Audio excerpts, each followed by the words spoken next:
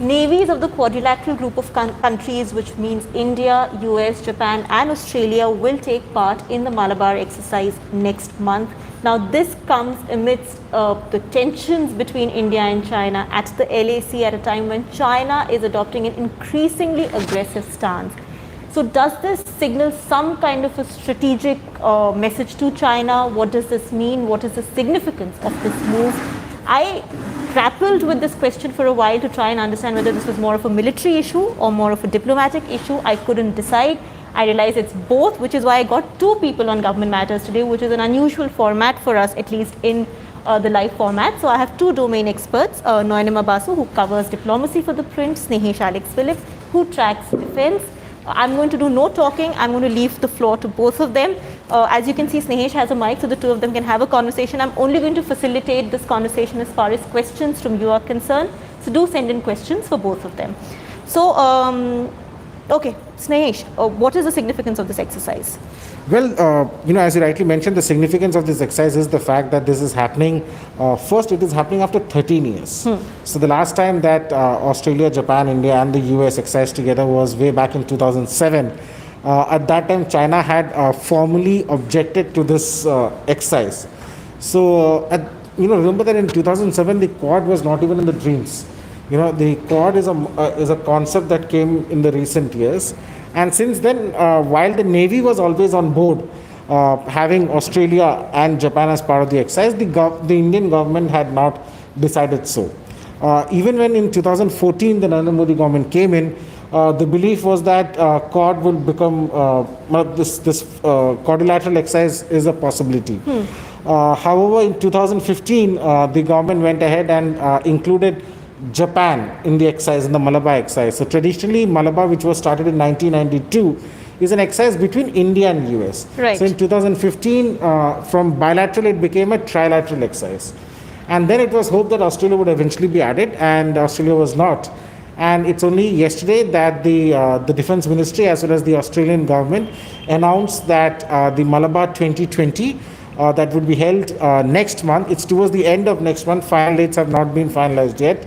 So in this exercise, Australia will also take part. Right. And this comes at a time when China has already objected to the functioning or the initial talks that these four countries have had informally, which is known as the Quad. Right. So, Nayanima, this brings me to my next question to you, which is about what the Quad really is, because a lot of us don't even understand the significance of this grouping, and why is it more in news now, given the tensions with China?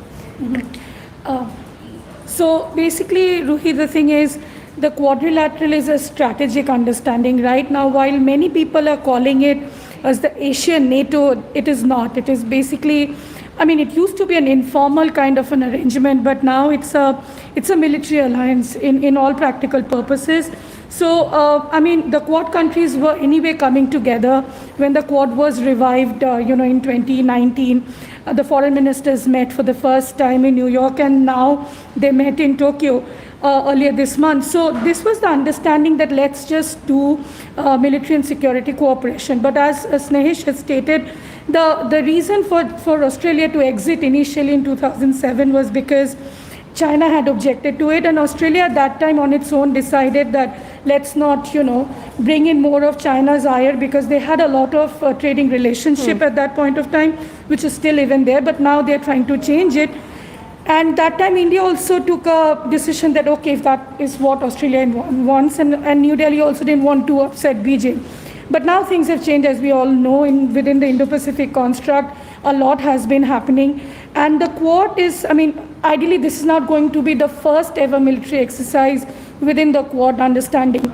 Now, the point is, it is in news at this point of time because we are seeing the kind of how countries are standing up against China's growing aggression, and the fact that it also includes not just the Quad countries. We've seen how recently when the US Deputy Secretary of State Steve Biegun is here, he also talked about how ASEAN is also now standing up against China. So there is this understanding seeping in. We've also hearing voices from Italy and others that the Germany had also stated some time back that, there's this pushback that has to happen collectively against China. So within Indo-Pacific, the larger umbrella, we now have this Quad Malabar exercise. Right. So Snehesh, before we talk any more about the Malabar exercise and the kind of significance this is going to hold, has the situation on the ground changed at all at the LAC?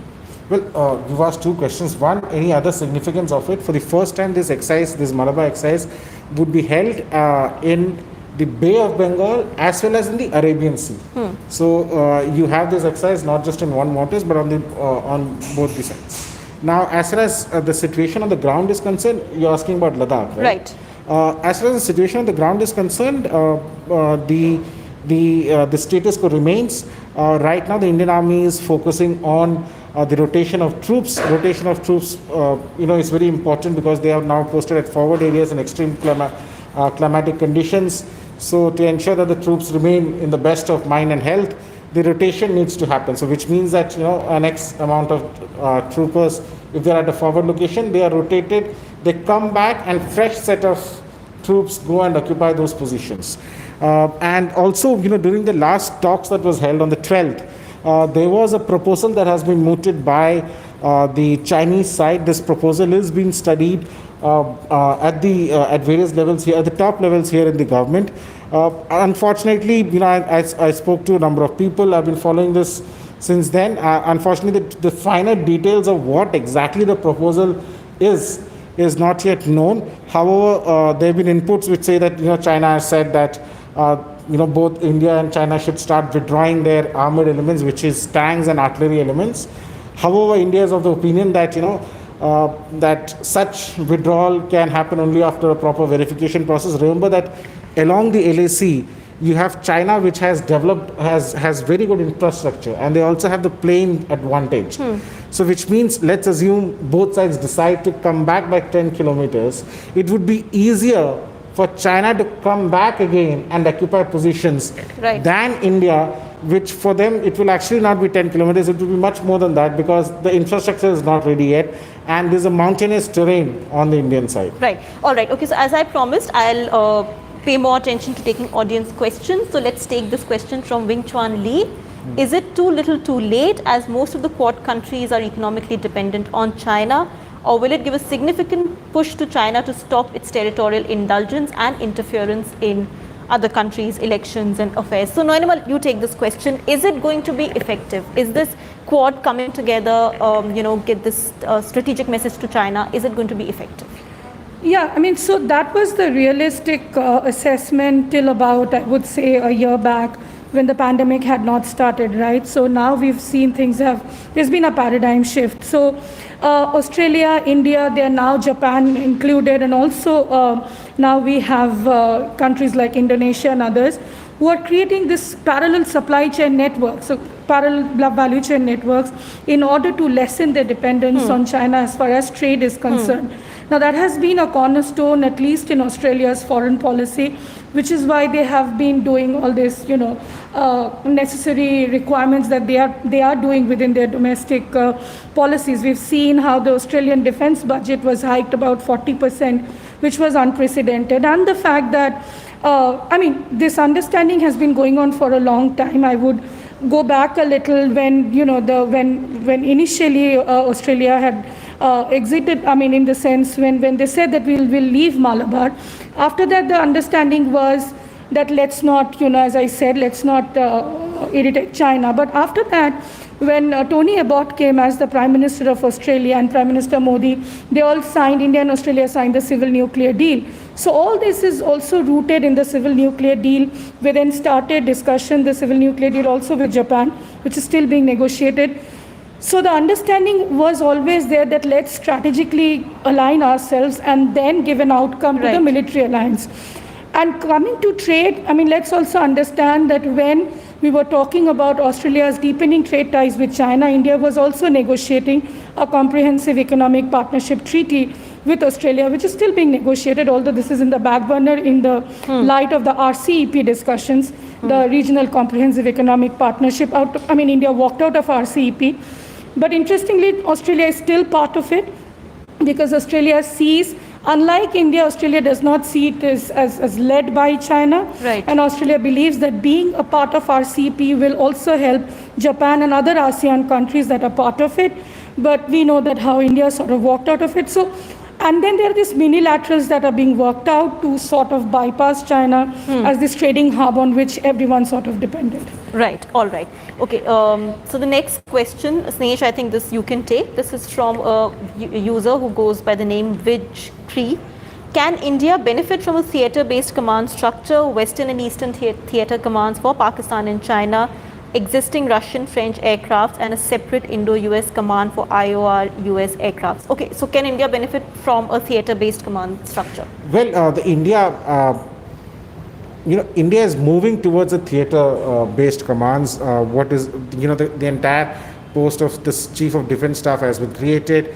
The whole idea is that, the Indian system it will work on the theatre-wise. However, there are still a lot of questions as far as how much the theatre would really help. Remember that, India is a much smaller country than where, for example, China has a theatre system, but China is a huge country in terms of the geography and each theatre that it covers. And the Air Force is still, not fully on board as far as the theatre is concerned, because they feel that, it would not be intelligent enough to tie up assets in one theatre. In this day and age, you have mid-air refueling capabilities and other things, and the aircraft can cover longer distances. So rather than tying up a set of aircraft which are already anyway in less in numbers in one location makes no sense. They argue that the aircraft can easily be moved from one sector to the other as and when it is needed. So theatre-based, joint command is a different concept than the theatre-based thing. All right. Okay, Pradyumna, is India seeking to increase its cooperation among Quad member states in the maritime security domain and formally establishing quadrilateral military alliances to deter the belligerence of China? So I think both of you can, Nayanima, you want to begin? So as I said, this is being seen as a military alliance. People are calling it as an Asian NATO, which it is really not, because the Quad itself has not been given a formal institutionalized outlook. But we know the 2 rounds of Quad foreign ministers meeting has happened, and the fact that now this Malabar exercise is going to happen, which essentially means that all these countries are now at least aligning their maritime and naval capabilities together. So in all practical purposes, as I said, that this is going to be an alliance that Beijing will definitely sit up and take notice, and they have already objected to it. The fact that they had even objected when the Quad ministerial happened in Tokyo, in Japan. And remember, this time the Quad meeting was supposed to happen in Delhi. Now, because of the change of leadership in Japan at that time, and the fact that the new Prime Minister really wanted to bring all the Quad countries together to also give a message that even under a new leadership, under a new Prime Minister, similar to what Prime Minister Abe had, former Prime Minister of Japan, Abe had sort of articulated, they are still standing up against China. They will not, nobody is sort of severing their ties with China, but this is a message, a very strong message to China that, this far and no further.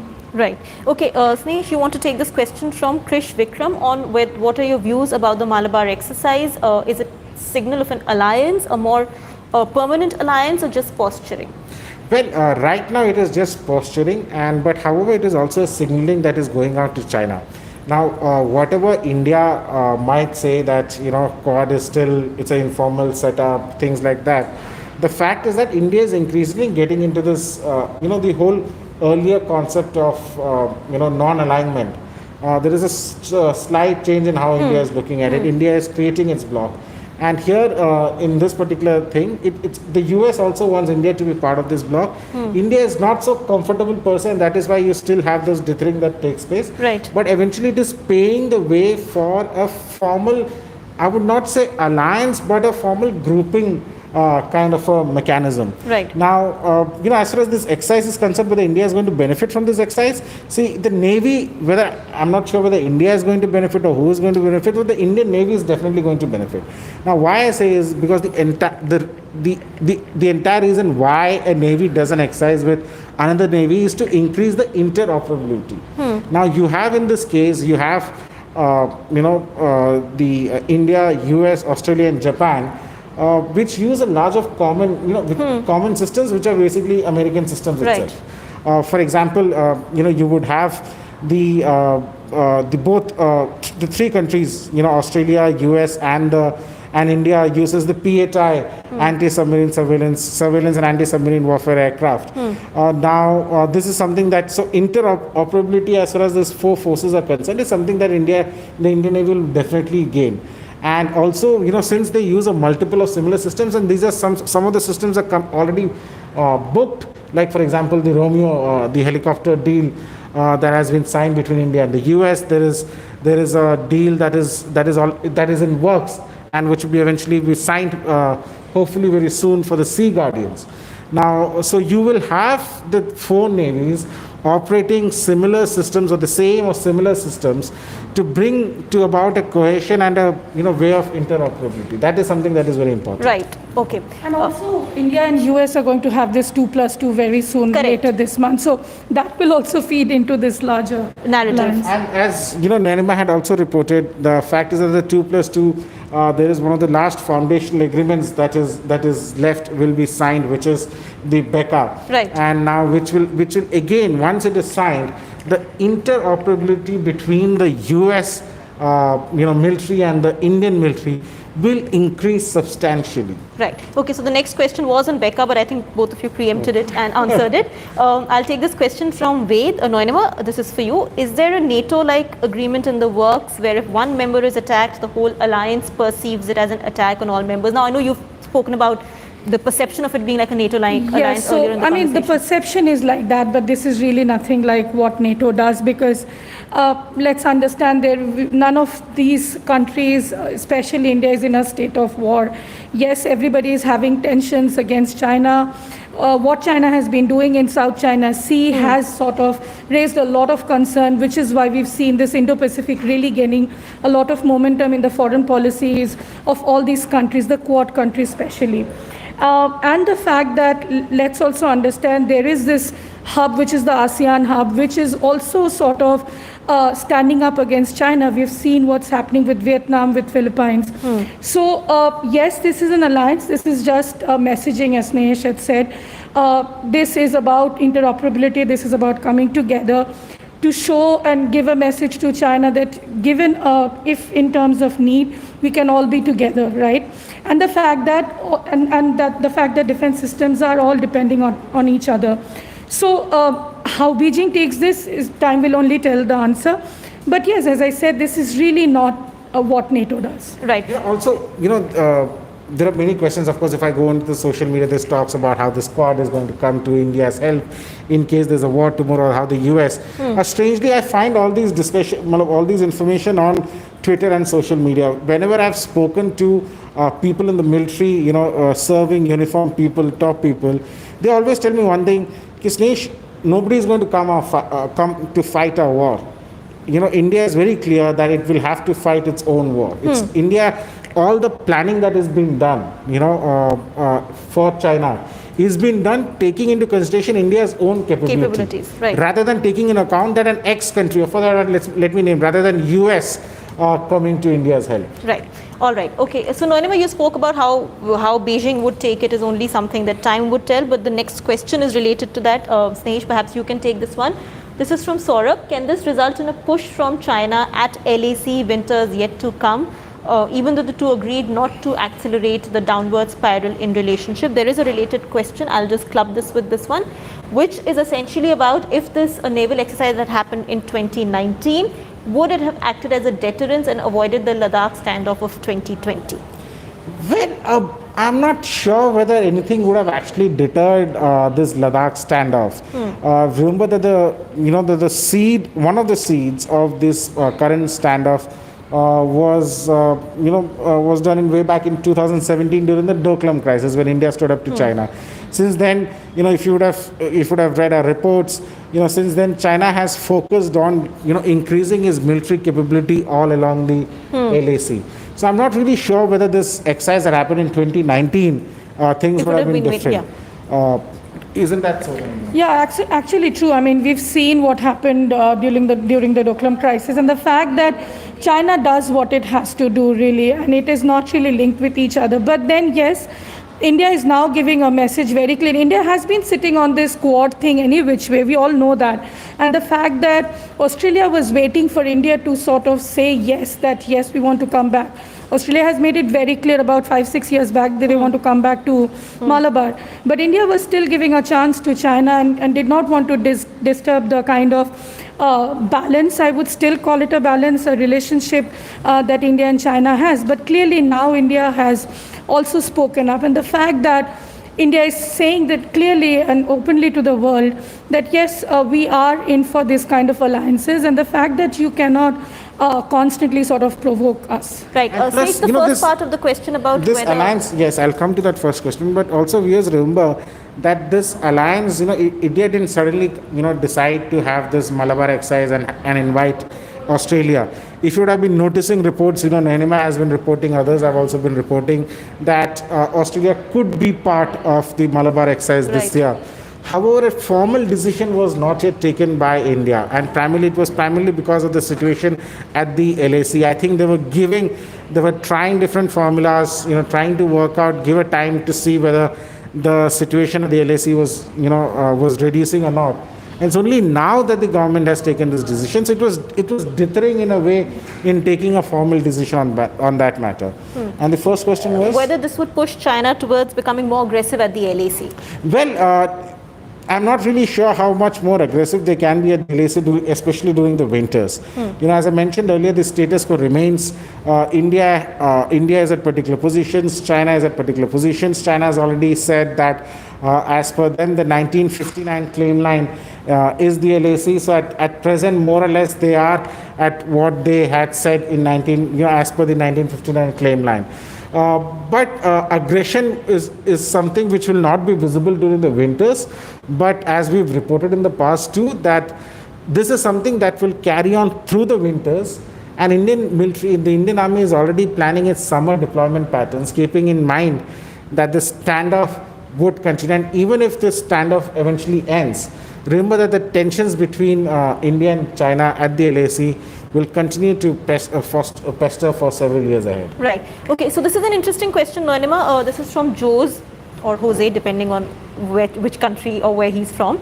The new PM face of Japan has shown reluctance in the past in taking on China. Could that be a weak link in the Quad in the future? No, not really, because we've seen, and as I earlier stated, is that this new Prime Minister, he really wanted to give a message because he knew that this kind of, things he was getting to hear.